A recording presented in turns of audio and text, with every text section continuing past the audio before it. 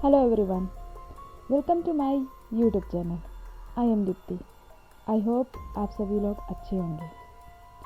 आज की स्टोरी राहुल नाम के लड़के की है। एक दिन उसके माता पिता बाहर गए थे और वह घर में अकेला था।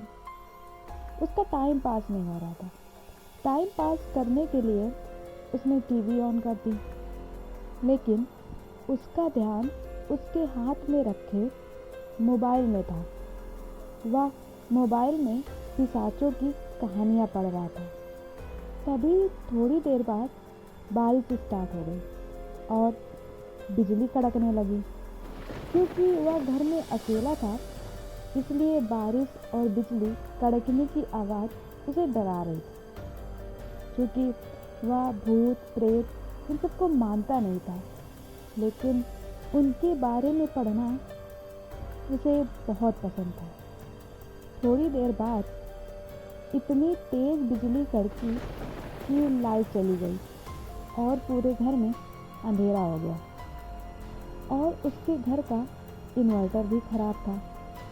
एक हफ्ते से उसके पापा कह रहे थे, राहुल जाकर इन्वर्टर सही करा दे, लेकिन वो टाले जा रहा था। और आज जब वह घर में अकेला था और पूरे घर में अंधेरा था, तो वह खुद को कोस रहा था कि काश वह इन्वर्टर सही करा देता। उसने अपने फ़ोन की टॉर्च ऑन की और इमरजेंसी लाइट लेने के लिए उठा। वो धीरे धीरे फ़ोन के टॉर्च के सहारे चल रहा था। तभी ठक ठक ठक 3 बार आवाज़ आई उसके दरवाजे पर, और हर ठक ठक के बीच में 1 सेकंड का गैप था। उसने सोचा, ऐसे उसके रिश्तेदार या कोई भी दरवाज़ा नॉक नहीं करता। लेकिन फिर भी हिम्मत करके उसने एक हाथ में बैट उठाया और धीरे धीरे दरवाजे की ओर जाने लगा। तभी रूम से उसकी बहन ने बोला कि भैया, दरवाज़ा मत खोलिएगा, मुझे डर लग रहा है। राहुल रुक गया, क्योंकि उसे अपनी छोटी बहन को संभालना था। इसलिए उसने अपने डर को काबू किया और रूम की ओर जाने लगा। जैसे ही थोड़ा आगे बढ़ा, ऊपर वाले रूम से आवाज़ आई, भैया मैं यहाँ हूँ, नीचे कोई और है। इतना सुनते ही राहुल हक्का बक्का रह गया। उसे समझ नहीं आ रहा था ये हो क्या रहा है। फिर वह धीरे धीरे कदमों से पीछे हटने लगा।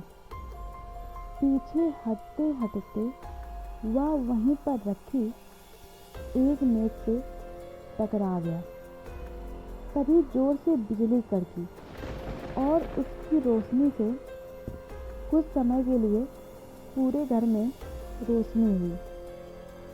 तभी राहुल के फ़ोन में एक एसएमएस आया। वो एसएमएस पढ़कर मानो उसके पैरों से ज़मीन ही खिसक गई है। वो जैसे सुन्न पड़ गया है। उसका माइंड ब्लॉक जैसे हो गया था। उस एसएमएस में लिखा था, भैया बारिश बहुत तेज हो रही है, मम्मी पापा हम सब यहाँ फंस गए हैं। अब राहुल को याद आया कि उसकी बहन भी उसके मम्मी पापा के साथ ही गई थी। लेकिन घर के अंदर कौन था जो राहुल को भैया करके बुला रही थी। राहुल बहुत ज़्यादा डर गया। तभी दरवाजे पर फिर से ठक ठक ठक आवाज़ आई। राहुल वहीं खड़ा रहा, समझ नहीं पा रहा था क्या करे। वो इतना सोच ही रहा था कि बाहर से आवाज़ आई, भैया दरवाज़ा खोलो, मैं बाहर खड़ी हूँ। लेकिन राहुल को यकीन नहीं हो रहा था कि उसकी बहन ही है या कोई और। तभी उसके फ़ोन में रिंग बजी।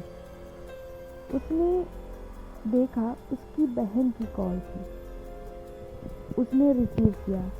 उधर से जो उसने सुना, मानो डर से उसकी आज जान निकल जाएगी। उसकी बहन ने बोला कि बारिश की वजह से वो लोग आज नहीं आ पाएंगे, सुबह ही आएंगे जब बारिश बंद हो जाएगी। लेकिन उसने सोचा दरवाजे में कौन था।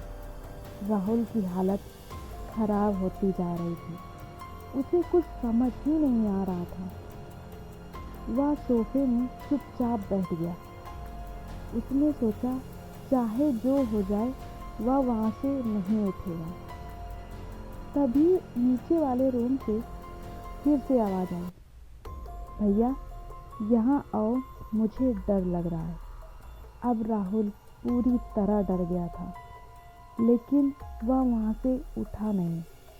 जैसे तैसे करके उसने रात काटी। सुबह जब उसके पेरेंट्स आए, उन्होंने राहुल की ऐसी हालत देखी।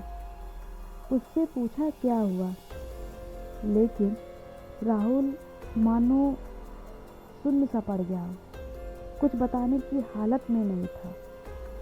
लेकिन सामने अपने पेरेंट्स को देखकर मानो उसे कुछ सुकून मिला हो। उसने रात में हुई घटना के बारे में बताया। उस दिन के बाद से उसके पेरेंट्स ने उसे कभी अकेला नहीं छोड़ा और राहुल ने उस दिन के बाद से भूत प्रेत को मानना स्टार्ट कर दिया। आज की हमारी कहानी कैसी लगी कमेंट करके ज़रूर बताइएगा। जुड़े रहिए मेरे साथ ऐसी ही सच्ची घटना पर नई कहानी के साथ। तब तक के लिए धन्यवाद।